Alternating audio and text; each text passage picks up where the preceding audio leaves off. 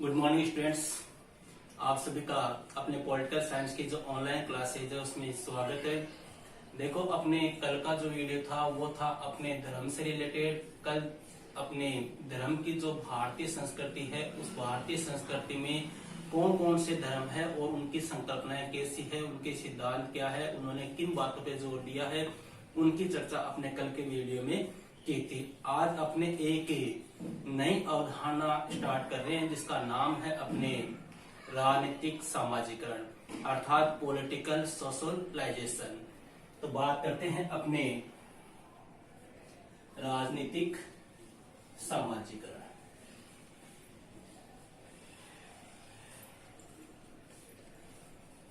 Political socialisation. देखो, राजनीतिक सामाजिकरण क्या होता है। अपने राजनीतिक सामाजिकरण दो वर्ड हो गए। राजनीति क्या होती है ये आप सब लोग जानते हो। पहले अपने बात कर लेते हैं सामाजिकरण किसे कहते हैं। राजनीति से आप सब लोग वाकिफ हो, राजनीति किसे कहते हैं, सामाजिकरण क्या होता है वो देखते हैं। देखो, अपने सामाजिकरण का संबंध किससे हो गया, अपने समाज से। सामाजिकरण किससे संबंधित है, अपने समाज से। तो देखो, सामाजिकरण ये कहता है कि समाज जो है, इस समाज में रहना और समाज की संस्कृति को मानना, वही क्या होता है, सामाजिकरण। अपने परिभाषा के तौर पे कह सकते हैं कि सामाजिकरण समाज में निरंतर चलने वाली एक क्या है, प्रक्रिया है। कहां पर चलती है, समाज में। समाज क्या होता है, एक लोगों का समूह होता है जिसे अपने क्या कहते हैं, समाज कहते हैं। और सामाजिकरण क्या है, उस समाज में चलने वाली एक क्या है, प्रक्रिया है, एक अवधारणा है। इस प्रक्रिया के माध्यम से क्या होता है, इस प्रक्रिया के माध्यम से देखो, एक व्यक्ति जो होता है या कोई वयस्क आदमी जो होता है या कोई बच्चा जो होता है, उस व्यक्ति को समाज की जो संस्कृति है, समाज की जो परंपराएं हैं, समाज का जो रहन सहन है, समाज की जो प्रथाएं हैं, समाज के जो रीति रिवाज है, समाज के जो मूल्य हैं, उनको क्या करता है, अपनाता है। वापस देखना, सामाजिकरण किससे संबंधित है, समाज से संबंधित है। सामाजिकरण क्या है, समाज में निरंतर चलने वाली एक प्रक्रिया है जिसमें व्यक्ति समाज के मूल्यों, रीति रिवाजों, प्रथाओं, मान्यताओं, समाज के रहन सहन, समाज के खान पान, समाज का पहनावा, इनको क्या करता है, व्यक्ति अपने जीवन में उतारता है, व्यक्ति अपनाता है, व्यक्ति अपने जीवन में डालता है और किसका सदस्य बन जाता है, वह समाज का क्या बन जाता है, सदस्य बन जाता है। इसी प्रक्रिया को अपने क्या कहते हैं, सामाजिकरण कहते हैं। मतलब एक व्यक्ति जब समाज के मूल्यों को, प्रथाओं को, मान्यताओं को, सिद्धांतों को, आदर्शों को, खान पान को, रहन सहन को अपने जीवन में डालता है, जैसा समाज कर रहा है वैसा ही वह व्यक्ति कर रहा है।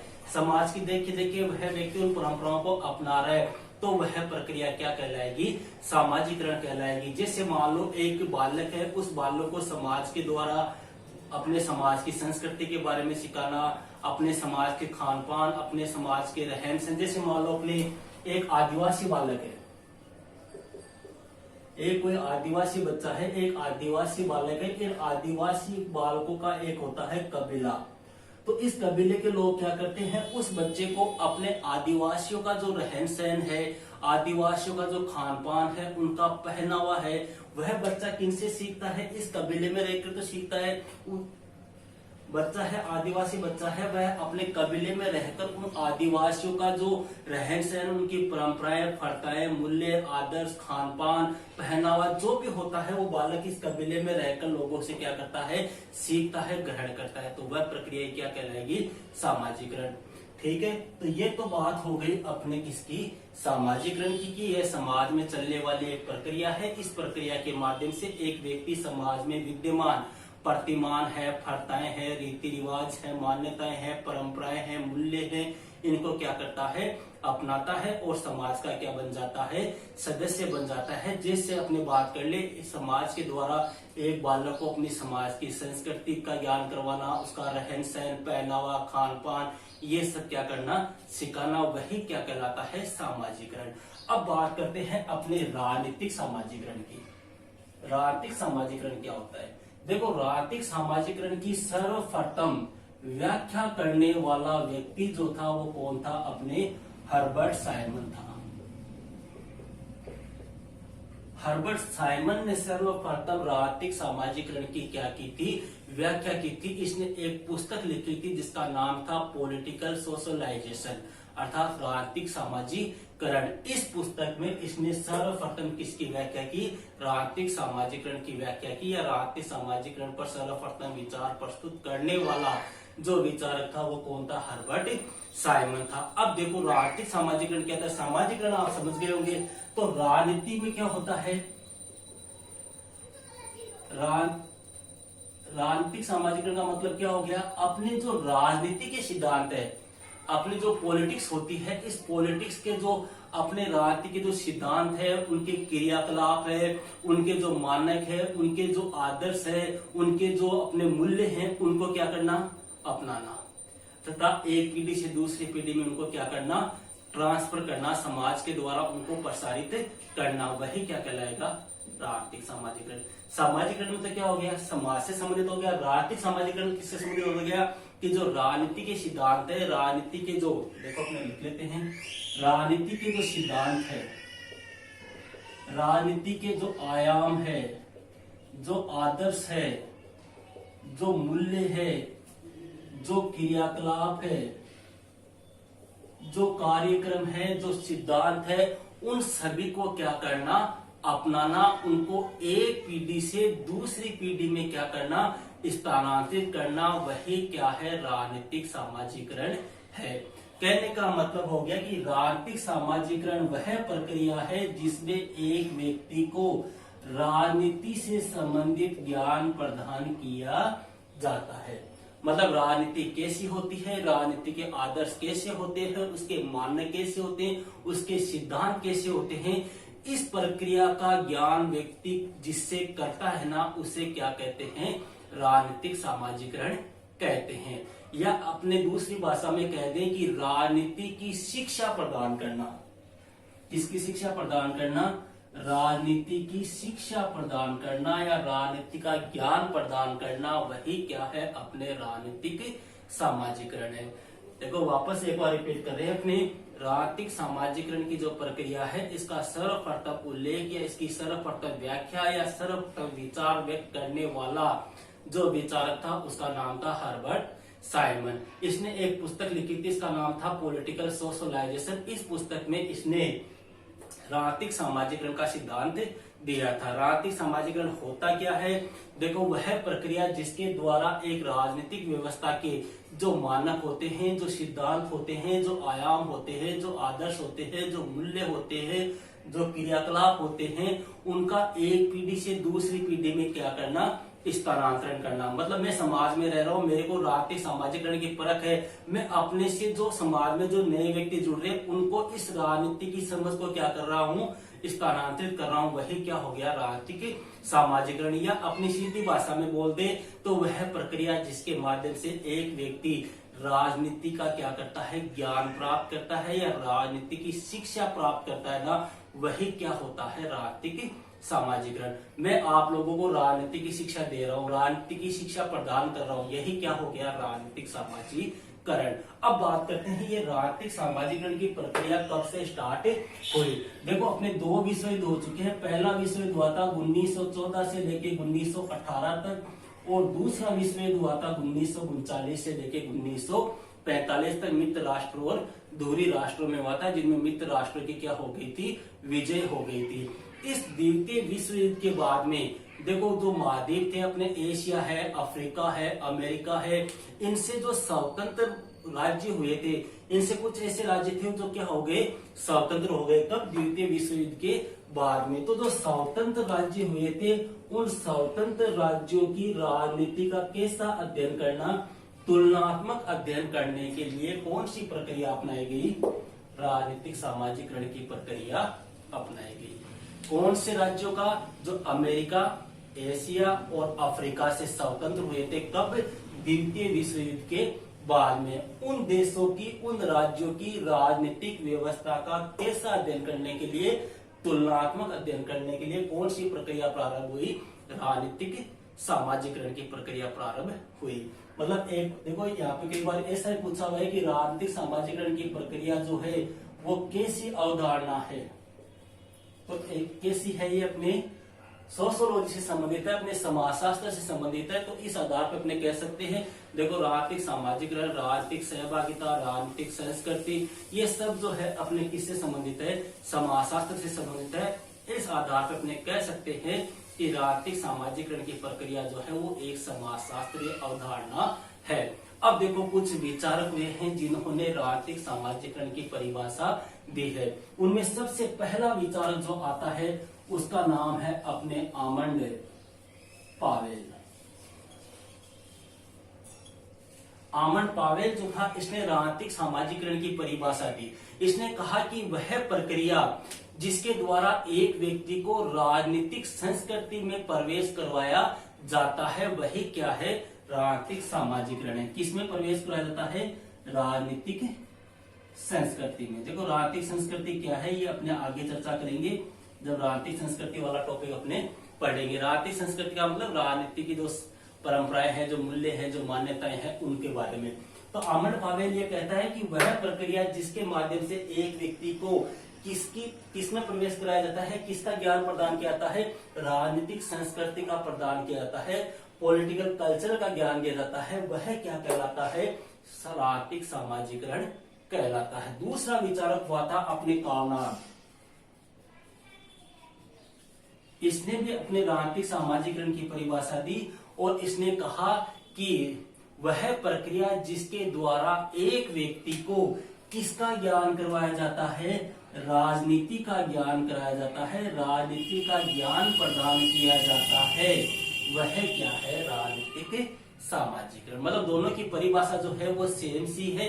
इसने राजनीतिक संस्कृति जोड़ दिया है, इसने ज्ञान लिख दिया, बाकी बातें दोनों सेम ही है, बस वर्ड का फर्क है। याद रखने का सीधा सा तरीका है, जिसमें संस्कृति आ जाए वहां पे आमंड पावेल कर देना, और जहां पे राजनीतिक ज्ञान आ जाए वहां पे क्या करना है? आपको कामना करना है। तो कहने का मतलब हो गया, अपने ऑलराउंडर अगर अपनी एक परिभाषा दे तो अपने कह सकते हैं कि वह प्रक्रिया जिसके माध्यम से किसी व्यक्ति को राजनीति की शिक्षा प्रदान की जाती है, राजनीति का ज्ञान दिया जाता है, राजनीति के क्रियाकलापों, सिद्धांतों, मूल्यों या अपने जो मानना है, आयाम, आदर्श है, इनके बारे में जानकारी प्रदान की जाती है, वही क्या कहलाता है?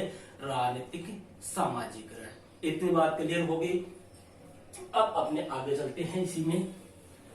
अब अपने आता है राजनीतिक सामाजिकरण के प्रमुख साधन।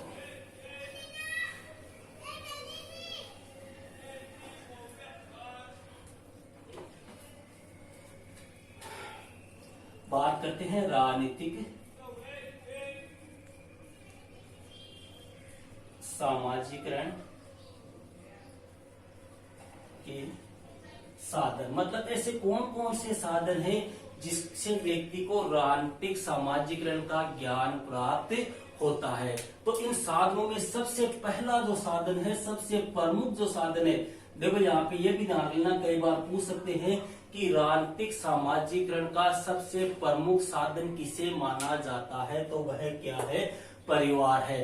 देखो आपको पता हो कि राजनीतिक सामाजिकरण की जो प्रथम पाठशाला होती है ना, एक बालक की जो प्रथम पाठशाला होती है वह कौन सी होती है? उसका परिवार ही होता है। और इसीलिए इसको राजनीतिक सामाजिकरण की प्रथम साधन माना गया है, महत्वपूर्ण साधन माना गया है। क्यों? क्योंकि यह राजनीतिक सामाजिकरण की प्रथम पाठशाला होती है। परिवार में रहकर ही बालक में किसका बोध होता है? सत्ता का बोध होता है। सत्ता का बोध कैसे होता है? एक बालक है, उस बालक को मान लो उसके पिताजी है, माताजी है, दादाजी, भाई बहन जो है उसको कोई काम कहते हैं कि जा ये काम कर, मेरे लिए पानी लेके आ, या पंखा चालू कर या बंद कर, कुछ भी मान लो उसको कोई काम बता रहे और वह बालक उस काम को कर रहा है, तो वह क्या कर रहा है? उनकी आज्ञा का क्या कर रहा है? पालन कर रहा है। इससे उसमें किसका बोध होता है? सत्ता का बोध होता है। और सत्ता किससे संबंधित हो गई? अपने राजनीतिक सामाजिकरण की। इसके अलावा जो परिवार होते हैं वो परिवार आपस में मिलजुल कर रहते हैं। तो कहने का मतलब हो गया कि परिवार के माध्यम से ही बालक में आपसी सहयोग और समन्वय की भावना का क्या होता है? विकास होता है। जैसे राजनीति में सभी लोग मिलजुल कर कार्य करते हैं ना, सेम टू सेम परिवार में भी ऐसा ही होता है। परिवार में सहयोग और समन्वय का क्या होता है? विकास होता है। इसके अलावा एक बालक जो है वो अपनी बात को मनवाने के लिए परिवार के ऊपर क्या डालता है?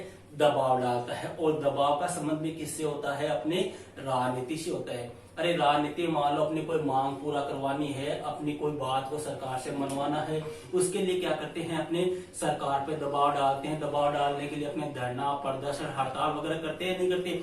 तो ये सब बालक कहाँ से सीखता है?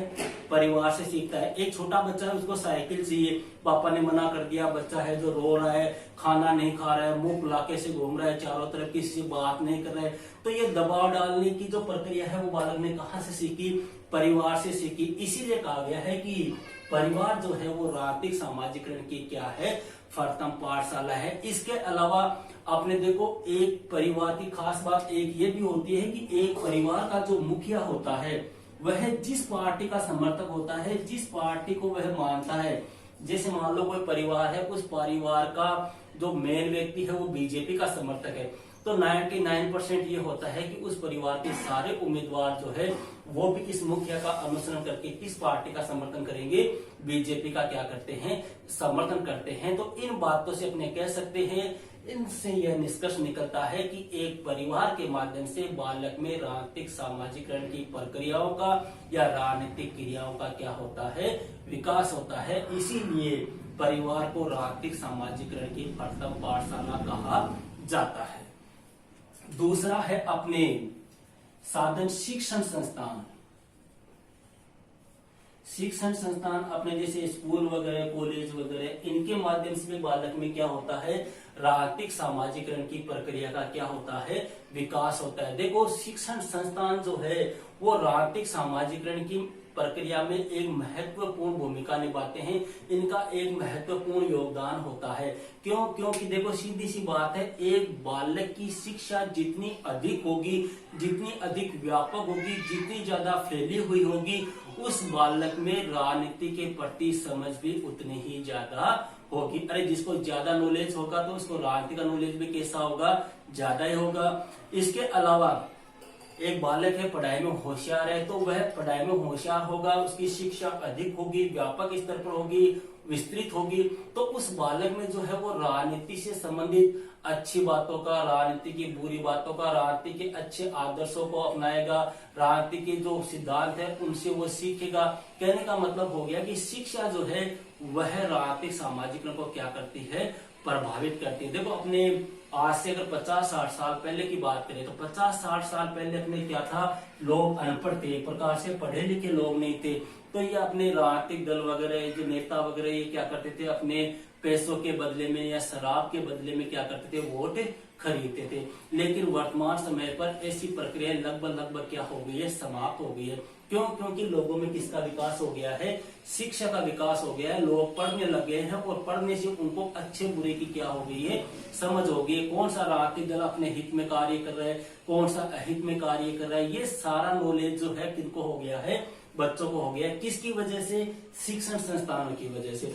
देखो शिक्षण संस्थान में अपने दूसरी बात ये भी कह सकते हैं कि शिक्षण संस्थानों में एक बालक जो है वो अपने परिवार से जिन राजनीतिक गुणों को सीखता है ना, जिन राजनीतिक गुणों को अपनाता है, उनको मजबूती जो है वो कहाँ पर मिलती है? इन्हीं शिक्षण संस्थानों में मिलती है। एक विद्यालय का जो पाठ्यक्रम होता है, उस बालक के जो दोस्त वगैरह होते हैं, उस बालक का जो गुरु होता है, शिक्षक होता है, ये सब दृष्टिकोण जो है ये भी बालक के राजनीतिक सामाजिकरण को क्या करते हैं, प्रभावित करते हैं। तो इस आधार पे अपने कह सकते हैं कि शिक्षण संस्थान जो है वो भी राजनीतिक सामाजिकरण का दूसरा प्रमुख साधन है। क्यों? क्योंकि बालक जो है वो स्कूल में रहकर, कॉलेज में रहकर राजनीति से संबंधित अच्छी बुरी आदतों को ग्रहण करता है, अच्छी बातों को, बुरी बातों की इसमें समझ करने की विकसित हो जाती है।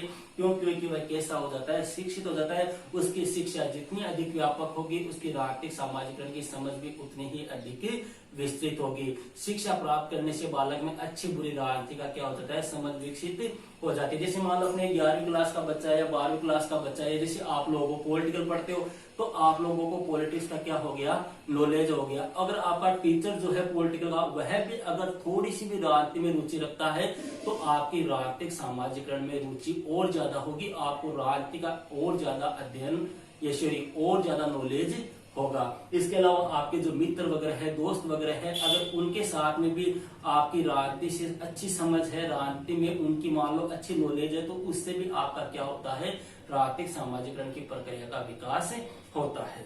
2 पॉइंट हो गए अपने। तीसरा बात करते हैं अपने राष्ट्रीय प्रतीक। राष्ट्रीय प्रतीक कैसे? देखो राष्ट्रीय प्रतीकों में जैसे मान लो अपने राष्ट्रीय ध्वज है, तिरंगा झंडा अपने, इसके अलावा मान लो अपने राष्ट्रीय गीत है, राष्ट्रीय गान है, अपने 26 जनवरी का पर्व है, अपने 15 अगस्त का पर्व है, इसके अलावा मान लो अपने कोई राष्ट्रीय चिन्ह है। तो ये क्या है, अपने राष्ट्रीय प्रतीक है। इन प्रतीकों से क्या होता है, लोगों में अपने सम्मान की, देशभक्ति की, देश प्रेम की भावना का क्या होता है, विकास होता है।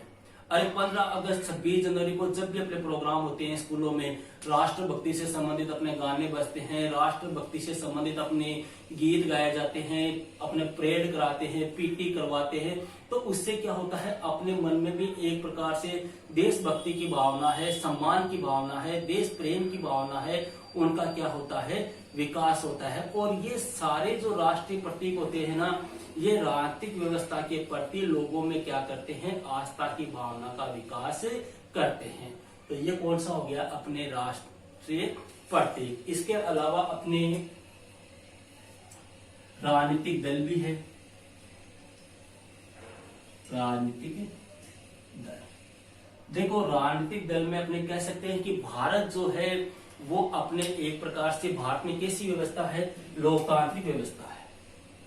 भारत में लोकतांत्रिक व्यवस्था है, या भारत जो है वो कैसा देश है, लोकतंत्र देश है। भारत में अपने 2 प्रकार के दल होते हैं, एक तो होते हैं राष्ट्रीय दल और एक होते हैं क्षेत्रीय दल। राष्ट्रीय दलों की संख्या अगर पूछ ले तो वर्तमान समय में कितने हैं, 8 है। और दूसरे दल कौन से होते हैं, क्षेत्रीय दल। राष्ट्रीय का मतलब जो पूरे राष्ट्र में फैले हुए है, और क्षेत्रीय का दल का मतलब जो किसी क्षेत्र विशेष में पाए जाते हैं। जैसे आपके तेलुगु देशम है, अकाली दल है, डीएमके है, शिवसेना है, ये कैसे दल है, अपने क्षेत्रीय दल है। तो देखो इनसे क्या होता है, भारत एक लोकतांत्रिक देश है, यहाँ पर राष्ट्रीय दल भी है और क्षेत्रीय दल भी है।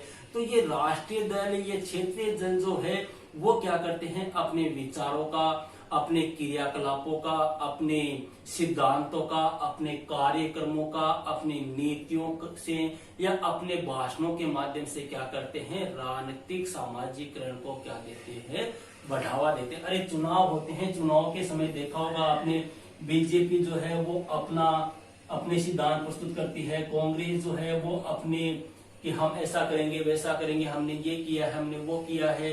कहने का मतलब हो गया कि ये लोग क्या करते हैं, अपनी जो सिद्धांत, क्रियाकलाप, कार्यक्रम जो वगैरह जो है, इनसे क्या करते हैं, लोगों में राजनीतिक सामाजिकरण की भावना जागृत करते हैं, राजनीतिक सामाजिकरण की भावना को बढ़ावा देते हैं। जैसे मान लो अभी अपने नरेंद्र मोदी है, पीएम है, प्रधानमंत्री है, तो उसके जो कार्यक्रम है, उसके जो भाषण है, उसके जो क्रियाकलाप है, उनको सुनकर क्या होता है, एक बालक के मन में, एक व्यक्ति के मन में राजनीतिक सामाजिकरण की प्रक्रिया को क्या मिलता है, बढ़ावा मिलता है। वो देखता है कि यार ये प्रधानमंत्री मोदी है, ये इस प्रकार से भाषण दे रहा है, इस प्रकार से ये कार्यक्रम में भाग ले रहा है, इस प्रकार से ये बोल रहा है, इस प्रकार के आदर्शों को अपना रहा है, ये इसके मूल्य है, इसके विचार ऐसे। तो उससे अपने राजनीतिक सामाजिकरण की प्रक्रिया को अपने ग्रहण भी करना चाहते हैं और ये क्रियाकलाप कार्यक्रम सिद्धांत जो है वो उसको क्या देते हैं, बढ़ावा भी देते हैं। तो ये थे अपने राजनीतिक सामाजिकरण के प्रमुख साथ। इसके अलावा देखो अपने एक और दे सकते हैं संचार के साधन। संचार के साधन आपको पता ही होगा, सारे अपने चुनाव होते हैं, चुनाव के समय आपने देखा होगा कि जो अलग अलग राजनीतिक दल होते हैं वो राजनीतिक दल अपने टीवी के माध्यम से, अपने रेडियो के माध्यम से, अपने कंप्यूटर के माध्यम से और सबसे मेन वर्तमान समय में जो संचार का प्रमुख साधन है मोबाइल के माध्यम से क्या करते हैं, अपने सिद्धांतों का, अपने क्रियाकलापों का, अपने कार्यक्रमों का क्या करते हैं, प्रचार प्रसार करते हैं और इनके माध्यम से जनमत को क्या किया जाता है, प्रभावित करने का प्रयास किया जाता है। जनता को प्रभावित करते हैं ताकि जनता अपने को क्या दे सके, वोट दे सके। तो कहने का मतलब हो गया देखो संचार के साधनों के माध्यम से भी राजनीतिक सामाजिक को क्या मिलता है, बढ़ावा मिलता है। अरे अपने देखो वर्तमान पहले के टाइम पे अपने चुनाव होते थे, आज से 50 साल पहले की अपनी बात करें तो उन चुनाव के समय जो राजनेता होते थे वो गलियों में इधर उधर घूमते थे, हर घर में जाते थे। हालांकि गांव में भी ऐसा होता है सरपंच वगैरह के, पंच वगैरह के चुनाव में, लेकिन अपनी सीटों में वर्तमान समय में चुनाव होते हैं तो नेता वगैरह, विधायक वगैरह, सांसद वगैरह से घूमने का काम नहीं करते। आजकल सीधा सा हो गया है मीडिया, मोबाइल के माध्यम से मोबाइल पर ही सारे पोस्ट वगैरह डालते हैं, मोबाइल पे ही अपना एजेंडा जो है वो डालते हैं, मोबाइल पर ही अपने कार्यक्रम बता देते हैं। तो इससे क्या होता है, सारी जनता में अपने आप इनका क्या हो जाता है, प्रचार प्रसार हो जाता है और ये जनमत को क्या करते हैं, प्रभावित करते हैं, जिससे राजनीतिक सामाजिकरण की प्रक्रिया को क्या मिलता है, बढ़ावा मिलता है। तो ये था अपने राजनीतिक सामाजिकरण की प्रक्रिया के प्रमुख साधन जिनसे राजनीतिक सामाजिकरण को क्या मिलता है, बढ़ावा मिलता है। अब एक क्वेश्चन और पूछाता है यहाँ पर कि राजनीतिक सामाजिकरण की प्रक्रिया का प्रमुख उद्देश्य क्या है। तो देखो अभी राजनीतिक सामाजिकरण की परिभाषा की बात अपने की थी, उस परिभाषा के आधार पर अपने कह सकते हैं कि लोगों को राजनीतिक व्यवस्था की क्या कर देना, शिक्षा देना, राजनीतिक व्यवस्था का ज्ञान देना या राजनीति की जानकारी प्रदान करना। किसकी जानकारी, राजनीति की जानकारी या राजनीति की शिक्षा या राजनीति का ज्ञान प्रदान करना, यही राजनीतिक सामाजिकरण की प्रक्रिया का प्रमुख उद्देश्य है। तो ये था अपने आज का चैप्टर राजनीतिक सामाजिकरण। मेरे ख्याल से आप लोगों को समझ में आ गया होगा। अगर समझ में आए तो वीडियो को लाइक जरूर से करें और अगर आपके मान लो कोई किसी प्रकार की प्रॉब्लम हो तो आप कमेंट के माध्यम से या फोन के माध्यम से मुझे संपर्क कर सकते हैं। ओके, मिलते हैं नेक्स्ट वीडियो में एक नेक्स्ट चैप्टर के साथ। Okay, that's all.